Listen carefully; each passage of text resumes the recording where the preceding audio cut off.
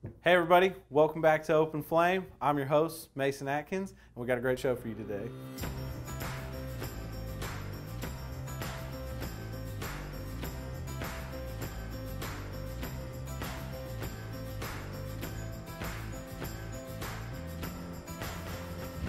All right, so today we have the most interesting man in Forney, Texas. Not only is he a musician, he's a welder, and he also bakes. Today we have Christian Keith.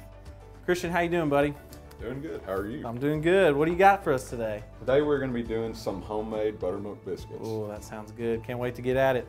Okay, so with the buttermilk biscuits, what ingredients go into it? Temperature on the oven, how long? What do we got with that? Fairly simple ingredients. You got your all-purpose flour, baking powder, salt, buttermilk, and butter. That's about it. Yep. Okay, so how long you keep it in the oven? About 15 to 20 minutes. Okay. At 425 or 425. What are some advantages to homemade buttermilk biscuits versus your average store-bought biscuits? Well, nobody really knows what they put in those biscuits. You ever read the ingredients on the back of one of those? Never. I tear it open so fast. Yeah. You know. So, and I mean, who wants to eat this? Did you just have a biscuit in your pocket? Yeah, I shouldn't be able to have a biscuit in my pocket. I mean, hard as a rock. Nobody wants to eat that. So. All right. Well, hey, I didn't want to eat that. I'd rather have your buttermilk biscuits. So right, let's get into it. All right. So what's first steps with these buttermilk biscuits? Okay. Well, I've got a bowl here, and we've got 2 cups all-purpose flour. Okay.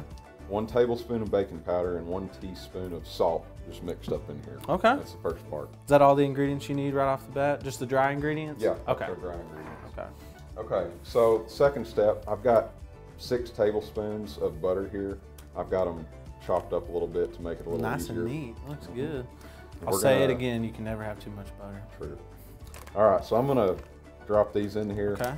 And we're gonna take a pastry cutter. Stainless steel knuckles? Yes. Yeah. You can use a pastry cutter or a fork if you need to. Because not everybody's got a pastry cutter. Yes, true. Fun fact about Christian, he is a serious baker. All right, so you got your butter all mashed in with your stainless steel knuckles. Yes. And are you looking for a specific consistency here? What are you looking for here? Yeah, this is kind of what's known as like a coarse meal. You want the little bits of butter. Same thing with like making a pie crust, kind of, just like that. I make a lot of pie crust, so I know exactly what you're talking about. And what's next? Next step is to pour the buttermilk in. I've got about 1 1/4 cup of buttermilk here. We may or may not use it all. Okay. But we just want to get this dough as wet as it needs to be. Okay. Not too wet though. So how do you know when to stop pouring that? Well, I usually do end up using about 1 1/4 cup. But if it gets too sticky, we'll quit pouring buttermilk. Okay. Can you drink buttermilk? You can. Do you drink buttermilk? Well, I dip my cornbread in it every now and then. Dang. That goes hard.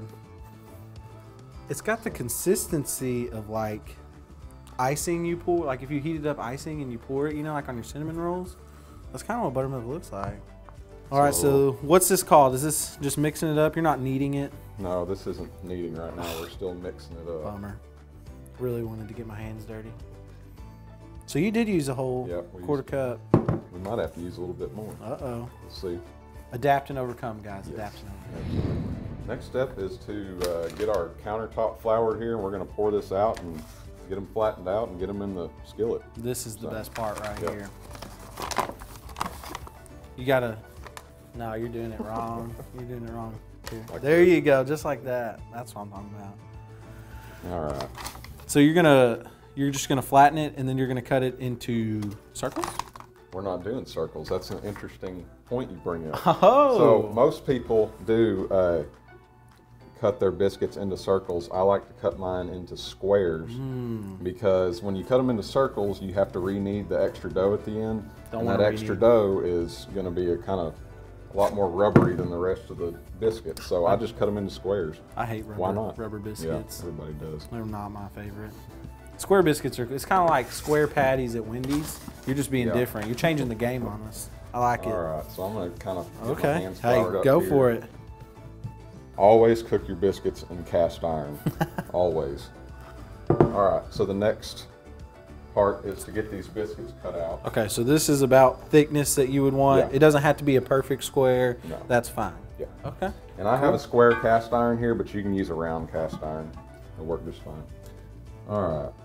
So this Get these cut.